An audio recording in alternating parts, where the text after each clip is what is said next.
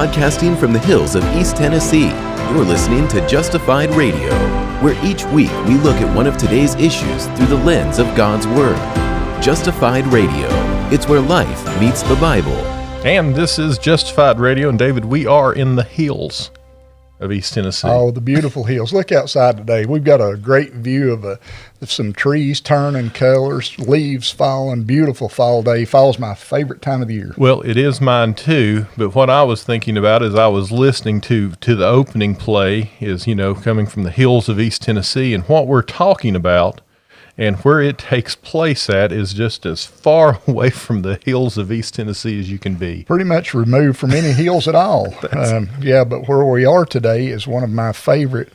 And, you always hate to say what's your favorite Bible book. But for me, the prophet Isaiah, the book of Genesis, and the prophet Daniel are my favorites. But I think if I was hard-pressed, I'd have to say Daniel is my favorite book in the Bible. I really like Daniel. I mean, and you know that for a fact. I like Daniel. And, there's a lot of people, a lot of Christians that, depending on, their view of the end times, their view of eschatology, that they don't appreciate Daniel and Isaiah and Revelation because they don't see it unfolding as you and I do. And in fact, they think that because we enjoy reading Isaiah and Daniel and Revelation prophecy and what the end times look like, they really think that it makes us worse people for the fact that it affects our attitude toward what's going on in the world, and that we almost have a defeatist attitude because we're always looking for the end of the world, so we're never working toward making the world better. Yeah, and honestly, it does the exact opposite for me. Reading Daniel and realizing that it is prophecy, that it was written in the 6th century BC, knowing that, the higher critics today, they say, well, no, it was written in the 1st century BC, maybe early 2nd century, and this is their reasoning. They say, because the things in Daniel are so precisely laid out, then it had to be written after the events happened. Right. If you have a biblical view of prophecy, you would not accept anything as prophecy unless it was so accurate it read like history. Right. I mean, the things the prophet said had to come to pass, or they were proven to be false prophets. Right. It's really a circular argument to say, it's so exact it can't be true, and our belief is, listen, it's true because it is so exact. Yeah. And I mean, this is Daniel, the prophet of God, listening to God, in conversation with God, if you will, and writing down the things that God told him would come to pass. Yes, and Daniel, and I'm sure that this is part of the reason you enjoy reading Daniel, not only the contents of Daniel, but the character of Daniel the man. Yeah. One of the most interesting in all of history. He was a prophet, even though, he was not included with the prophets in the Hebrew Bible. He was, arguably one of the greatest statesmen, diplomats of all time. Yeah, I mean, Daniel played a role not only in Israeli history and the Hebrew history, but also in the history of the Babylonians, and followed up by serving in the courts of the Medo-Persians. Right, and who can do that? I guess, David, we get so used to even in the United States, where everybody is, a citizen of the United States, we get so used to things like partisanship. We can't imagine someone who could go from Israel, being part of the southern kingdom of Judah, to serving to the best of his ability the Babylonian Empire, right, while not sinning against God. I mean, he is righteously serving the Babylonian Empire, though. Yeah, it would be like Henry Kissinger, one of the greatest statesmen probably the United States has ever had, literally going over to the Iraqis and serving as a statesman in their court. Right, and to the Medo-Persians. We can't even imagine within these United States. We think it's amazing if someone can serve as an official of one political party and serve in the administration of another political party. We have a hard time understanding how they do that. Yeah. But Daniel is amazing. Yeah, Daniel, it just leads us into a great study of world history, really. Whenever you're reading the Bible, you've got to realize that God is particularly interested in one geographical region, and that being what we call the Promised Land, that expanse of land from up in Asia coming down and going down into Egypt. That's where God's interested, because that was the land promised to Abraham. Whenever you're reading Daniel, something that really comes up, and you alluded to this, is the fact that Daniel was such a man rich in love for God that the Bible never says anything derogatory about Daniel. Now you think about that. David, the great king of Israel, a man who the Bible records as God saying a man after his own heart. Right. There's a whole lot of bad things recorded about David, but not about Daniel. No, that's true. And Daniel, like I said, if nothing else, I mean, the book is amazing, but the character study, just of the character of Daniel and what he did and how he went about it. Yeah, even his name, Daniel, really the meaning is God is my judge. Right. And that's who Daniel knew his allegiance was to. It didn't matter what political party, what state he was serving. His ultimate judge was Jehovah God, Yahweh, the great God of all creation. Well, and I think, David, there's a lesson that if ultimately, if our goal in life is to serve God, we would find out that we could get along with others and serve them also if ultimately we're serving God. Yeah, we got to serve God first, keep him primary and foremost in our thinking and our way and our living. But when you do that, whoever you're serving, they'll be benefited by it. Well, that's right. And even the New Testament alludes to the fact that, when it comes to us interacting with unbelievers, what, they should have just a great opinion of us. Even if they're unbelievers, if we serve God the way that we ought to leave a good testimony behind us. Yeah, we ought to leave something that they can grab hold to and say, those people, they really believe this God they're talking about. Right. And our lives are better for them to be in it. Yeah. I mean, so we start Daniel, and we're not going to, we gave a little introduction last week, and we have not set out to do a verse by verse study of Daniel.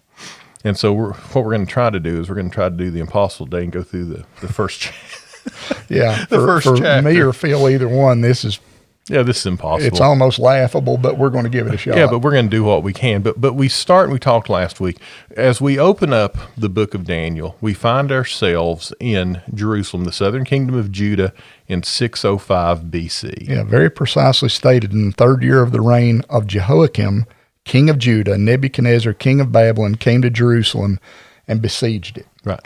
Now, just as an aside, for those who read and may study the book of Daniel and others, Jeremiah reflects this as occurring in the fourth year of Jehoiakim's reign. Yeah, we're not concerned about that. Not concerned about that, because really it matters. How they date it. What did they include the year that they became king, or did they knock that year off and start the year after? And that's what a lot of the Bible does. We talk about the resurrection of Christ, that he was in the tomb 3 days. Right. We would say, according to today's time, 2 days at most. But we have to understand the cultural, how they counted days, that it was inclusive. Friday was a day, Saturday was a day, Sunday was a day. Right. So he rose on the third day. And I read a lot about the scientists, and they say that anything that you study, you have to have a time frame. Mm-hmm. Well, their time frame was literally a day is a day. If you were in any part of a day, that was a day in your life. It's really the same for us, too. Right. And so we just want to understand that Jeremiah, when it refers to the fourth year of, the reign of King Jehoiakim, not a problem, just a different type of dating system or numbering system. Right. And it really matters. The first king after Josiah was Jehoahaz, Josiah's son. He just served 3 months. Now, Jeremiah obviously counts that 3 months as a year. Yep. Part of a year, included a year. Well, and listen, we do that. Yeah. I mean, if you look and you see presidents or something like that, we list year to year, and they never serve in the same year, even though there is overlap in that year if we get right down to it. Right. So we know when the time frame was. Okay. So I think one of the keys to understanding Daniel And one of the truths that we as Christians need to know, David, is revealed to us in verse 2. Because it starts out talking about that, during the reign of Jehoiakim, that Nebuchadnezzar, king of Babylon, came to Jerusalem, he besieged it. And then verse 2 starts with the Lord. Now that's big because of what follows. It says, the Lord, Jehovah God, Yahweh, gave Jehoiakim, king of Judah, into the hand of Nebuchadnezzar. Now, see, that just sounds wrong. Sounds wrong. When we think of bad things that happen, when we think of, here is Israel, the southern kingdom of Judah, God's people being overran by, Nebuchadnezzar and the Babylonians, and we think of that as being a bad thing. If anyone caused that to happen or allowed that to happen, it's Satan. It had to be the devil. Oh. There's no doubt it had to be the devil. That's right. But it wasn't. No. It was the God of all creation who brought this event to pass. And we need to understand that there is nothing that happens that falls outside of either God's divine will, that God caused it to happen, or his permissive will that he allowed it to happen. Right. And you can take that thought into any area. I don't care where it is, and that gets real uncomfortable for people. Well, it does, because, we ask ourselves, why does bad happen? Why does bad happen to good people? And we think the devil and sin and things like that, but Dave, we have to understand that we may not know the reasoning, but God has to allow these things to happen or cause them to happen, or they would not happen. Right, and if he doesn't cause those to happen or allow them to happen, then he's not sovereign. That's right. He is sovereign. We know that. So it tells us right from the beginning, and we know what caused this is because they were disobedient to God. Yeah, I mean, Israel had started serving idols. God had warned them. God had warned them all along, to stay away from the idols, stay true to him. And if they did that, they wouldn't have to fight their battles. He'd fight the battles for them. They would be blessed with an abundance of food, of the good things of life. And they would also be a light to the nations. They'd be a kingdom of priests, as stated in Exodus chapter 19, verse 6. They'd be a people who presented God to the world, and that was what their design was. Right. And they didn't do it. Well, they did not do it. And we can see, I guess we can see some comparison. Now, I'm not a replacement theology type of guy. That the United States is, Christians, not the United States necessarily, but Christians have taken the place of the Jewish people. The United States has taken the place of Israel. It's not true. No, it's not. Israel still has a plan for God. Just read Romans chapter 9, 10, and 11. I mean, it very clearly lays out God's not done with Israel. But now Israel has to come to God the same way we do. Right. They have no temple. They have no way of offering sacrifice. They have no nothing. I mean, they need to come by the way of faith, just as the Church of Jesus Christ comes today. But there are some parallels in that when you are a nation that has been blessed by God, that if you continue to serve God, God will continue to bless you and to protect you. Right. But if you turn from God. And really, if you're willing to be an honest historian, if you go back in history and you start looking at Europe, and you look at the times when Europe was really a Christian land, when they had the great preachers, when they had the great churches, when they had the great movements of the Holy Spirit, Europe was greatly blessed. Same thing in the United States. When the United States was standing fast on the Word of God, when they were standing firm in their allegiance to Jesus Christ, when they were preaching the truth and not afraid to confront the situations that society was presenting, the United States was blessed. The problem is we're starting to turn our back on God, and we need to come back to him. Right, because when you turn your back, listen, either God may punish you directly, or if nothing else, he will remove his protection from you, that you'll start experiencing things that you never had before. Yeah. So when you're traveling through this, I mean, you just got to realize God does not hide from this. It was he, the God of creation, who gave Jehoiakim and the land of Israel into the hand of Nebuchadnezzar. Yes. Now, we talked a little bit about Nebuchadnezzar, the Babylonians, the way that they would overthrow a land. But the Bible tells us that part of their modus operandi, their MO, is that when they went into a land, that what they would do is they would take for themselves some of the best and the brightest. Yeah, the best, the brightest, the most beautiful. They'd take them and they'd take them down to the land of Chaldea, and they'd begin to train them in their universities, if you were. It wasn't universities at the time, but it was places of education. They'd train them in the language, in the ways, in the customs, in the science, in all the ways of the Chaldeans and the Babylonians, and they would train them in that, and that's exactly what happened to Daniel, Hananiah, Mishael, and Azariah. Right. His three friends, they were, and it tells us that when they did that, that Nebuchadnezzar, that they would bring some of the sons of Israel, and it says, including some of the royal families and of the nobles. So we can say of the four that listen, they were from the cream of the crop. Now, they may not have been royals per se, but they were certainly from nobility or families of great influence, of great esteem. Yeah, they were obviously people that it was obvious in them that they had intellect, they had a desire to learn, and that's what Nebuchadnezzar wanted down in Babylon. Right. And so he would bring them to Babylon. And it also says, David, too, that not only did they bring them, but it does say that they went and they ransacked the temple, and that they took some of the vessels from the house of God to Babylon into the treasury of their God. Yeah, they put all these things, and I was reading James Montgomery Boyce, who's got a great commentary on Daniel, but Boyce was talking about the fact that Nebuchadnezzar was a very vain and arrogant man, and it's obvious that he was, and he just pretty much did that as a testimony to whoever that he was greater than the God of Israel. Right, and that his God was greater, or God's was greater than the God of Israel. And we will see Nebuchadnezzar's, we're going to see this haughty attitude later. I mean, oh yeah. I mean, we really do see it.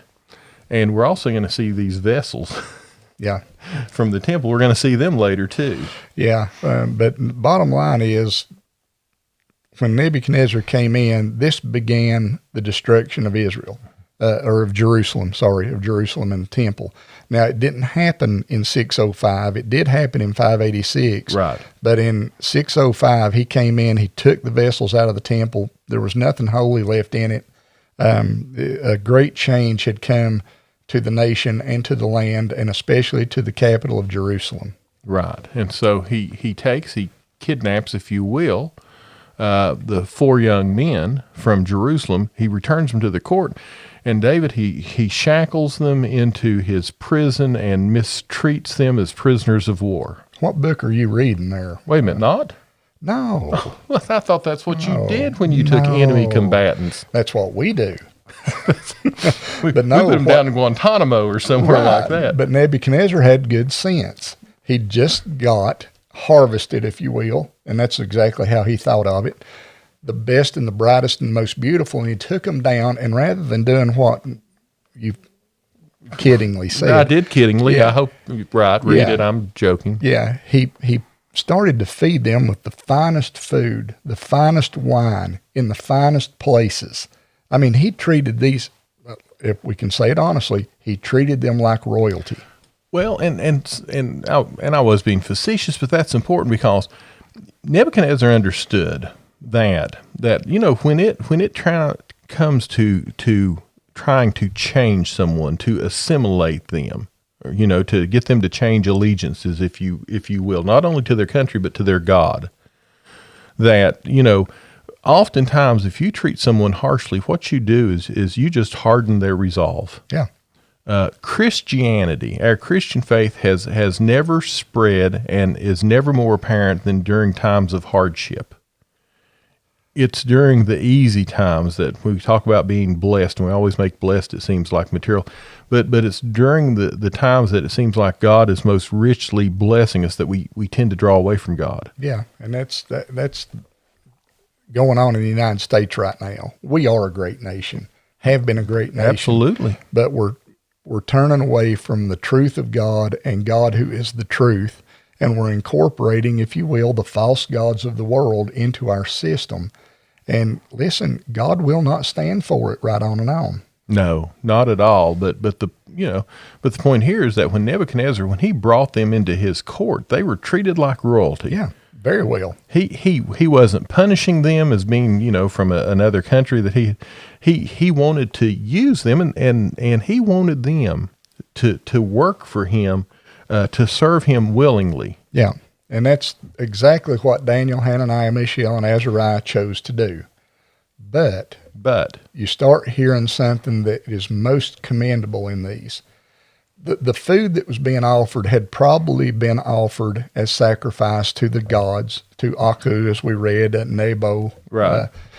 And even maybe to Nebuchadnezzar himself as King of Kings. And Daniel just approached the guy who was over him, and he said, listen, we need to make a deal with you.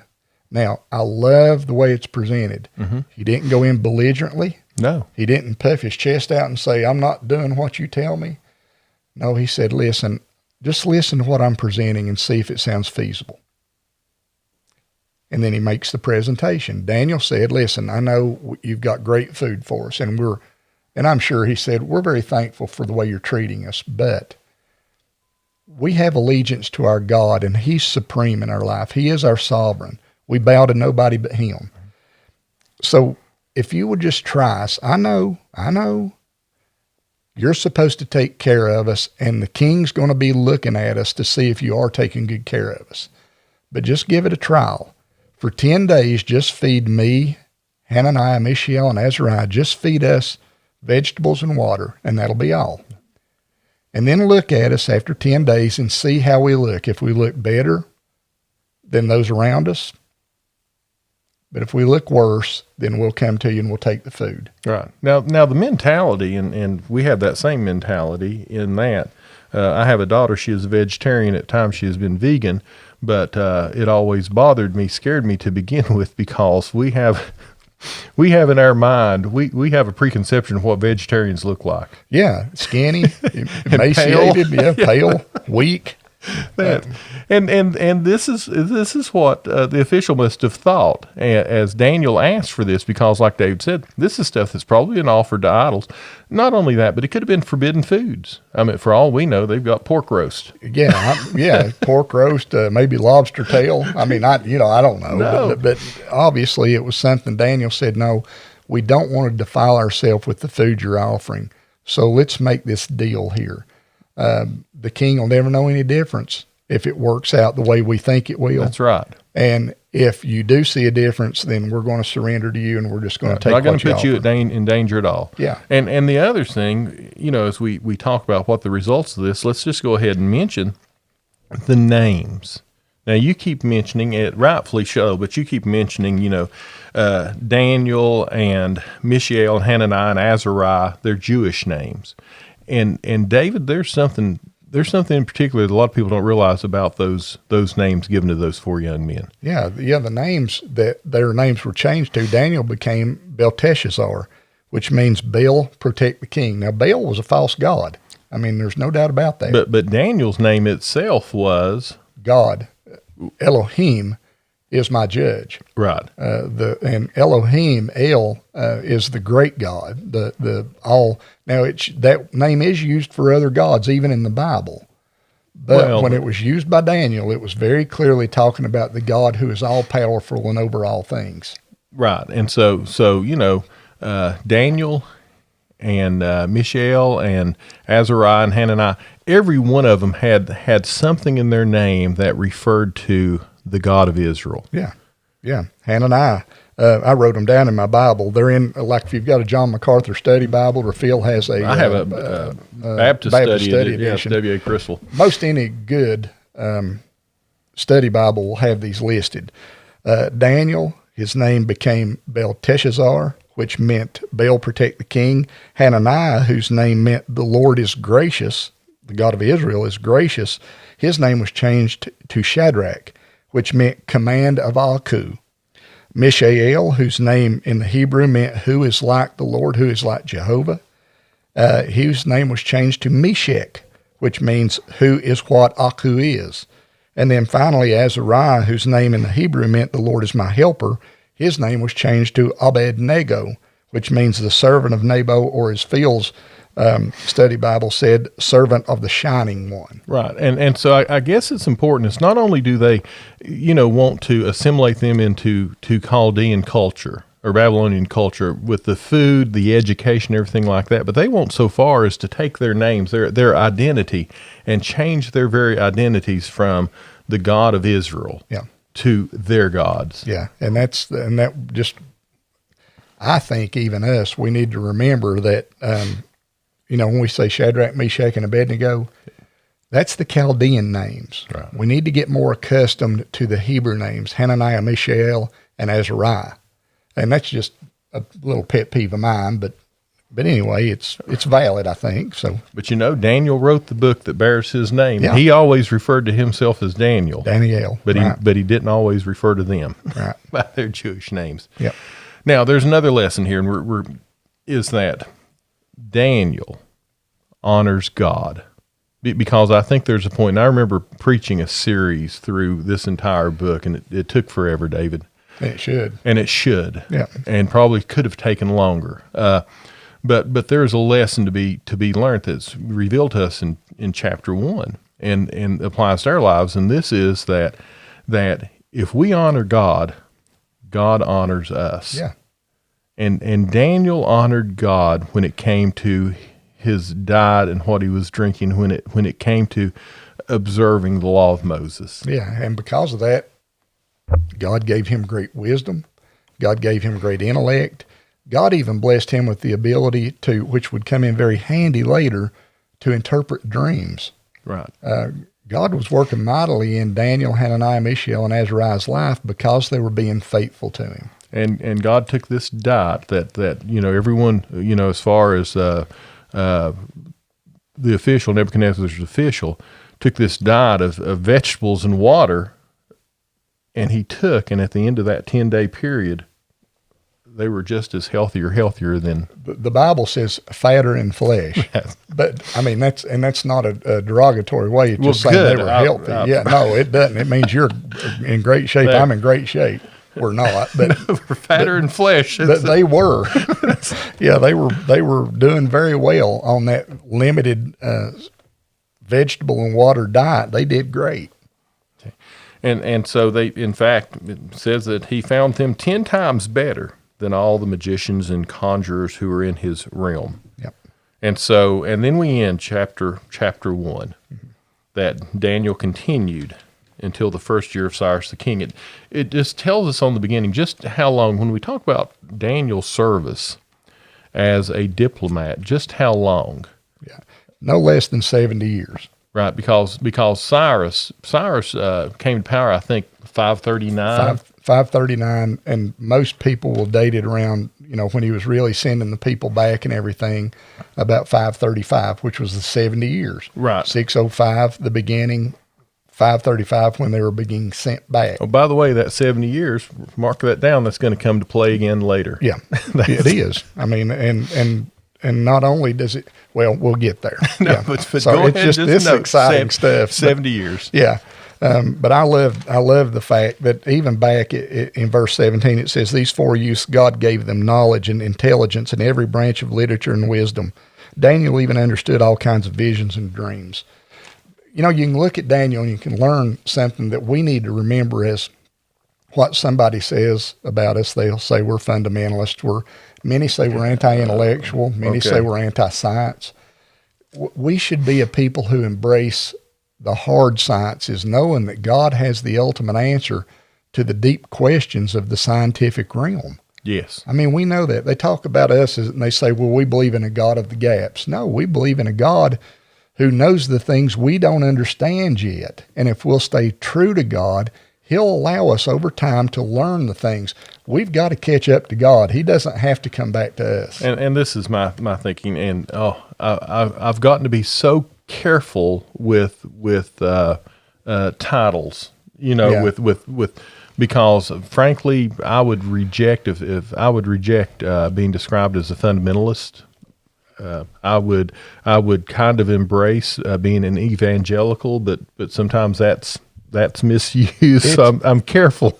Yeah, I don't even want to be called evangelical anymore because it's got such a wide range of understanding that it's just, I don't want to be that anymore. That's right. So when we say that, but I agree with David, is that when it comes to science, there's nothing to be afraid of. No. Our God is the God of science, the God of the laws of nature. When it comes to the things like the supernatural, to me, the supernatural are the natural that we just don't understand yet. Right. We haven't caught up to God yet. We're not thinking God's thoughts after him yet, but I think we can. Now, I don't think, science, a lot of scientists, Stephen Hawking being one, and I was a great fan of Stephen Hawking. We've mentioned him before. He passed away a couple of years ago, but he was wanting to get that unified theory that brought everything together. I don't think you're ever going to get that because God is a diverse God. I mean, he made physics to where it works. He made mathematics to where it works. He made the biological process so they could be understood, examined. God's a God of order. And I don't think you'll ever get to the place where you can put everything together because we're finite. Right. God developed everything because he is infinite. Who knows? One day, Paul writes in Corinthians, one day we'll know as we are known. And I think that means that one day our knowledge, we will see things as clearly as what we're seen by others. So who knows how much we will one day in heaven understand, David? But the important thing, at least to me, is where science goes wrong is science focuses on the what at the exclusion of the who. Yeah, that's a good way to put it. And we need to focus. We don't have to be afraid of the what, but we just need to focus on the who. Yeah. Who created it all. Yeah, our God's a great God. Yes. And Daniel knew that and trusted in that. And friends, this is something that I always have to remind myself of. The same God who Daniel answered to is the same God that Phil Whittemore and David Sally and you answer to. Yes. And not only answer to, but are in fellowship with. Yes. And that's where the glory comes in. What a glorious day it is to have a day when you spend that day with the one who created you. Oh, that's a good thought to close us with, David. Yeah. And so this is Justified Radio. You can find us on the web at justifiedradio.org. If you haven't already, you can email us, david@justifiedradio.org, phil@justifiedradio.org, where there's a form on our website that if you have any questions or comments concerning the book of Daniel, or teachings in Daniel, or anything else, all you have to do is shoot us a line. We'd be glad to hear from you and glad to address it. Yeah, and if you want to follow along with us, next time we're going to be in chapter 2. That's right. This is one of those studies Phil and I have both wanted to do, and I think it's going to be good for us. It is. But it can be good for you too. Right. And listen, just read ahead, because we're not going to take it verse by verse, but read ahead so you're familiar with where we're going to be, and then we'll take off. Right. And in chapter 2, we get to talk about languages again. We get to talk about this whole Hebrew Aramaic thing that's going on in Daniel. Yeah, it's exciting times. So come back and be with us. And until we see you again, shalom. God bless. You've been listening to Justified Radio, where life meets the Bible. You can find us on the web at justifiedradio.org, where you can submit questions, subscribe to our podcast, and find links to our social media. That's justifiedradio.org. Until next time, thanks for listening.